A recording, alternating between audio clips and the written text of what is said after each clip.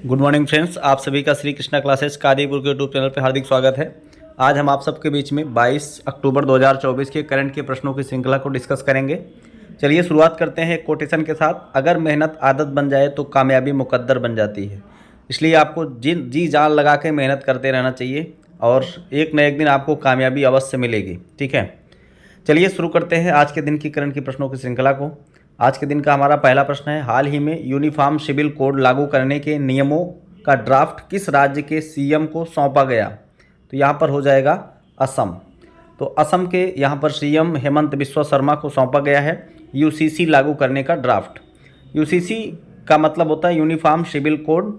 यह हमारे संविधान के अनुच्छेद 44 में इसका वर्णन है। इसमें राज्य को यह अधिकार है कि वह अपने राज्य में यूनिफॉर्म सिविल कोड लागू कर सकता है। स्वतंत्रता के बाद पहला राज्य बना है उत्तराखंड जिसने अपने यहाँ यूनिफॉर्म सिविल कोड लागू किया है।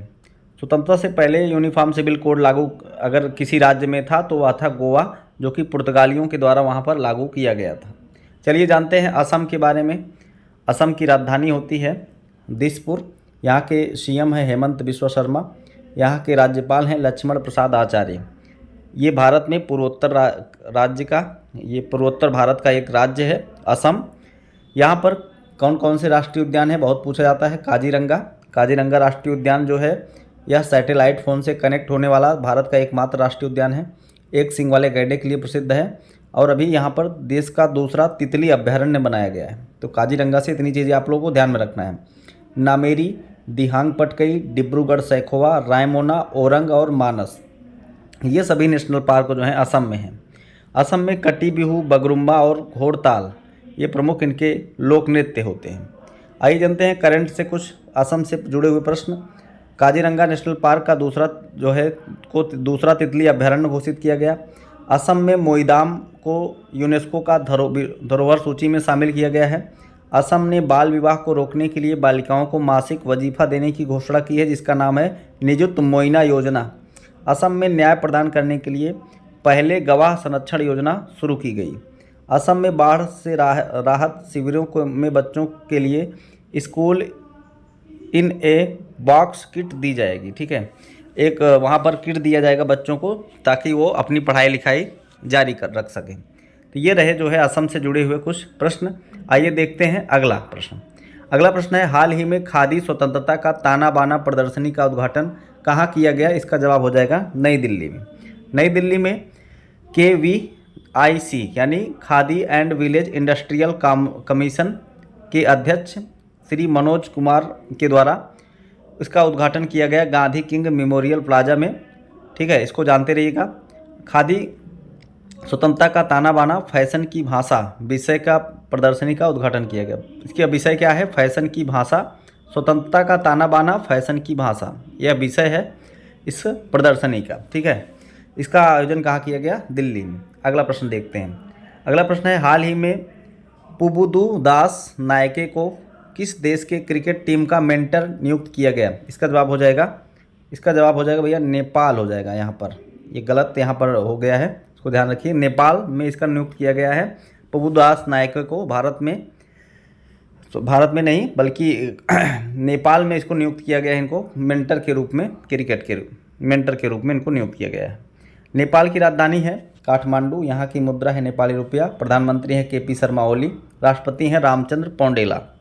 ठीक है, नेपाल में दुनिया की सबसे ऊंची चोटी माउंट एवरेस्ट, जिसको वहाँ पर सागर माथा के नाम से जाना जाता है, ये पाई जाती है। नेपाल 19 सितंबर को संविधान दिवस के रूप में मनाता है। नेपाल ने अभी अंतर्राष्ट्रीय सौर गठबंधन को ज्वाइन किया है। यह 101वां देश बन गया है अंतर्राष्ट्रीय सौर गठबंधन में शामिल होने वाला। भारत ने नेपाल की जल विद्युत परियोजना के लिए 5,000 करोड़ रुपए की मंजूरी दी है। नेपाल पर्यटन बोर्ड ने सतत पर्यटन के लिए पाटा गोल्ड अवार्ड जीता है। भारत और नेपाल ने मुनाल उपग्रह के प्रक्षेपण के लिए समझौता किया है। इसका आप लोग करंट में आप याद रखेंगे नेपाल से। ठीक है, अगला देखते हैं। अगला प्रश्न है, हाल ही में किसे सेल के राउरकेला इस्पात संयंत्र का प्रभारी निदेशक नियुक्त किया गया? तो आलोक वर्मा। सेल का मतलब होता है स्टील अथॉरिटी इंडिया लिमिटेड, और ये राउरकेला की जो ब्रांच है उसमें इनको निदेशक के रूप में नियुक्त किया गया है आलोक वर्मा को। यह एक महारत्न कंपनी है। अगला प्रश्न देखते हैं, हाल ही में उत्तर कोरिया ने संशोधित संविधान में किसे शत्रुपूर्ण राज्य बताया है? तो यह दक्षिण कोरिया को उत्तर कोरिया ने अपना शत्रु बताया है अपने संविधान में। ठीक है, ये देखिए, ये नॉर्थ कोरिया है और ये साउथ कोरिया है। इन दोनों को डिवाइड करने वाली एक रेखा है, बहुत एग्जाम में पूछा जाता है। 38th पैरेलल, जो कि इन दोनों को डिवाइड करने वाली रेखा है। तो अभी नॉर्थ कोरिया ने दक्षिण कोरिया को अपना शत्रु देश बताया है। साउथ कोरिया की बात करें तो इसकी राजधानी है सियोल।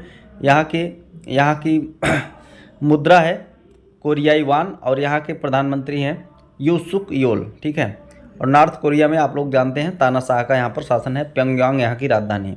अभी कुछ दिन पहले नॉर्थ कोरिया ने उसके साउथ कोरिया से जो भी रोड और रूट थे, रेलवे के रूट थे, सबको विस्फोट करा करके सबको नष्ट करा दिया है, जितने भी बॉर्डर इलाके के रोड वगैरह थे। ठीक है, तो अब यहाँ पर धीरे धीरे जंग की स्थिति उत्पन्न हो गई है साउथ कोरिया और नॉर्थ कोरिया में।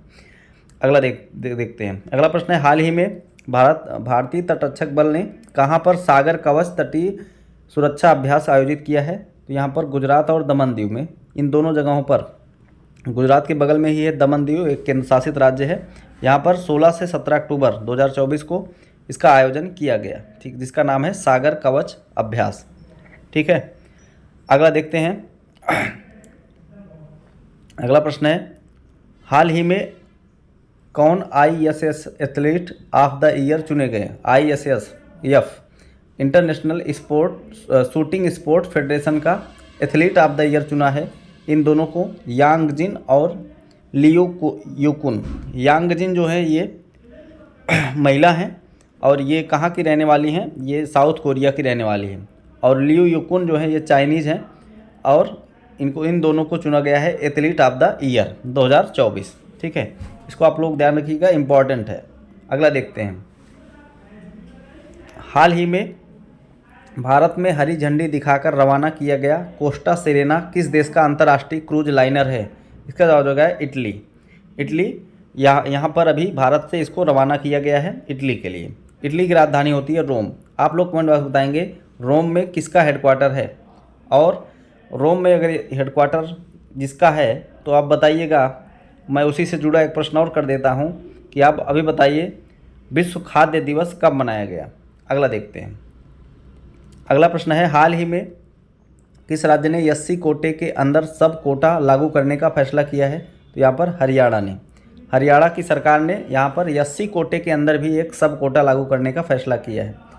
शेड्यूल कास्ट लोगों, अनुसूचित जाति के में और भी एक सब कोटा उपजाति बनाने का फैसला किया है हरियाणा ने। हरियाणा की राजधानी है चंडीगढ़। यहाँ के अभी नए CM बने हैं नायब सिंह सैनी और यहाँ के गवर्नर हैं बंडारू दत्तात्रेय जी। ठीक है, इसको आप लोग ध्यान में रखिए। अगला प्रश्न है, हाल ही में कहाँ पर पहली बार कोयला गैलरी का उद्घाटन किया गया है? तो यहाँ पर नई दिल्ली में इसका उद्घाटन किया गया है। भारत में पहली बार नई दिल्ली में कोयला गैलरी का उद्घाटन किया गया है, इसको आप लोग ध्यान में रखें। अगला प्रश्न देखते हैं। अगला प्रश्न है, हाल ही में प्रबोतो सुबियांतो किस देश के राष्ट्रपति का पदभार संभाला है? तो यहाँ पर इंडोनेशिया के नए राष्ट्रपति बने हैं। ये 8वें नंबर के राष्ट्रपति हैं प्रबोतो सुबियांतो, इनको आप लोग ध्यान रखिए। ठीक है, इंडोनेशिया की राजधानी है जकार्ता। ठीक है, इसको आप लोग ध्यान रखिए। और ये रहा इनका चित्र। आगे देखते हैं। अगला प्रश्न है, हाल ही में भारतीय रेलवे ने अग्रिम आरक्षण की अवधि को 120 दिन से घटाकर कितना दिन कर दिया है?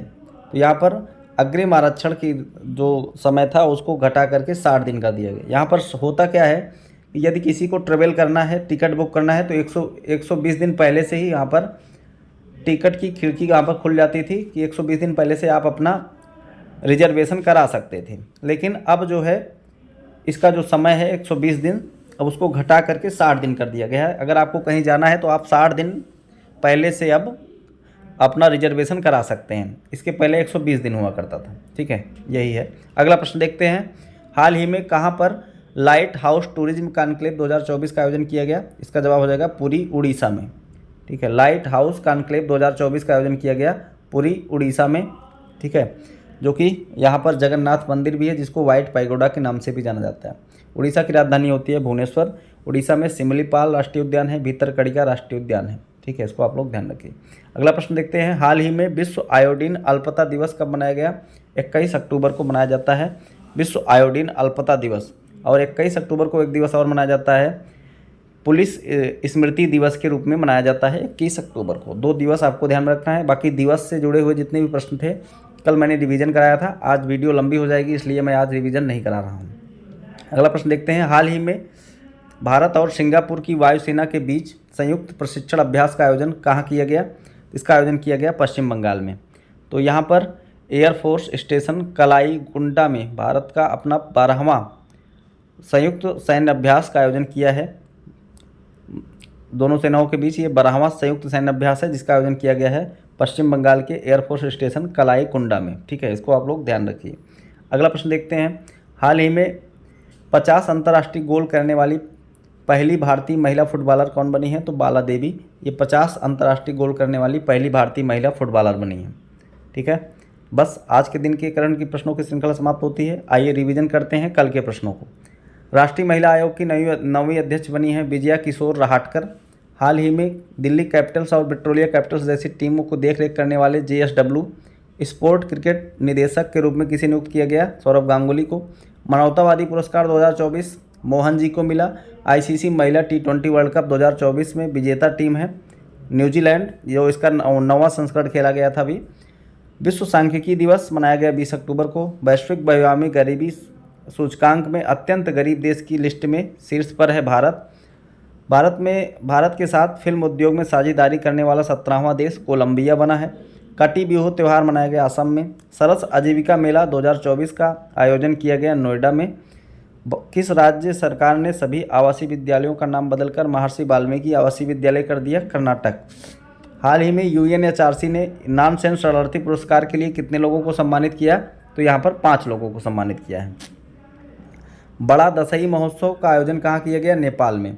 केंद्रीय मंत्री अश्विनी वैष्णव ने बिहार और महाराष्ट्र के बीच शेतकारी समृद्धि किसान स्पेशल रेल शुरू किया है। इसको आप लोग याद रखिएगा, किस राज्यों के बीच में? तो बिहार और महाराष्ट्र, और बिहार में दानापुर से और महाराष्ट्र में नासिक। ठीक है, 4 अमृत फार्मेसी खोलने वाली कोयला कंपनी तो बन गई है ये साउथ ईस्टर्न कनफील्ड लिमिटेड।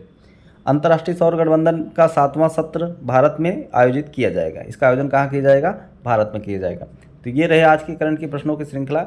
अगर आपको वीडियो पसंद आया हो तो लाइक करिए, ज़्यादा से ज़्यादा लोगों के पास पहुँचाइए।